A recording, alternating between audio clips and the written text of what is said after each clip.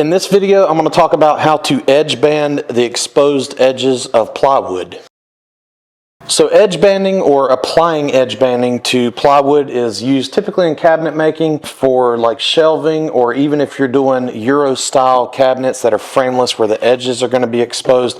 Typically people don't like seeing the exposed edges of plywood because it's just kind of ugly, and it can be covered up with edge banding to where it looks like a seamless transition from the face of the plywood to the edges. There are edge banding machines and there are multiple ways that you can do this, but here is what I find to be the most basic way and cheapest way. So really there are 5 things that you're going to need to do this. 4 of them are tools, and the 5th thing is simply the edge banding.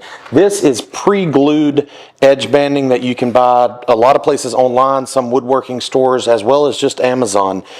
It's a little bit thicker than 3/4 of an inch, and you can get it in birch, maple, walnut, pretty much any wood species, as well as PVC plastic used for typically on melamine, and then you can get it in finished and unfinished. There's a lot of options out there.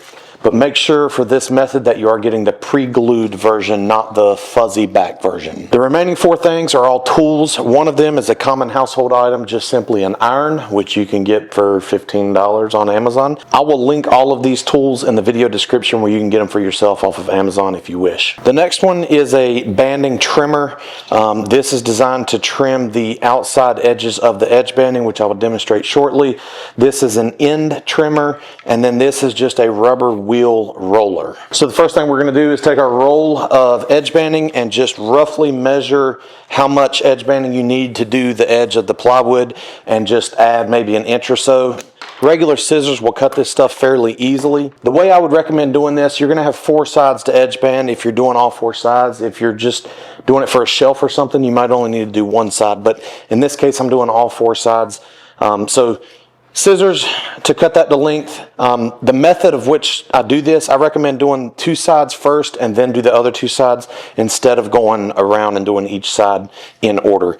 So you cut it to length, get it set up here. I usually put the board upright, just kind of lay this on here. Make sure your iron is hot, and then just start applying heat to this edge banding. Go kind of slow. In my opinion, in my experience, there's no such thing as overheating this. There is such thing as underheating this. What this iron does is reactivate the pre-glued edge banding on the bottom side, and when that glue gets wet, it will adhere to the plywood. If it is not heated properly and not heated enough, that glue will not stick correctly, and this edge banding will peel right back off over time.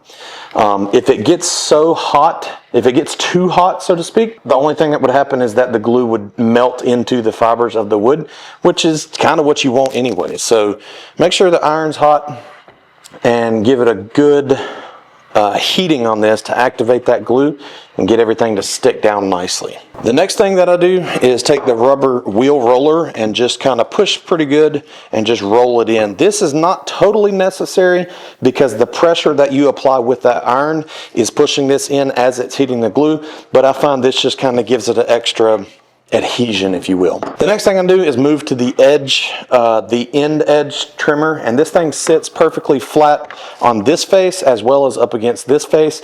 Once you get it in there, it cuts it and it trims this perfectly flush to the edge of the board. We can do it on the other side, and the only reason we're doing this is because we cut them long.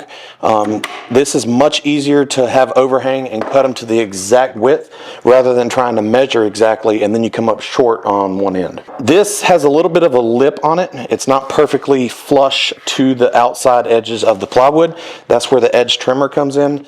This goes on the edge here and just kind of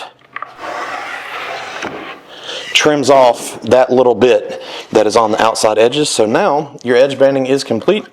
It's hot, of course. Once that glue dries, it will stay on there very nicely with the adhesion, and now your plywood is edge banded and looks almost like a solid piece of wood rather than plywood. So if that's what you're going for, you could leave it like this, or you could move on to getting it painted or whatever you want to do, but now your plywood is edge banded. That was just a short and sweet, simple video. If you found it helpful, be sure to hit the like button, subscribe to my channel so you don't miss out on more videos. Thanks for watching.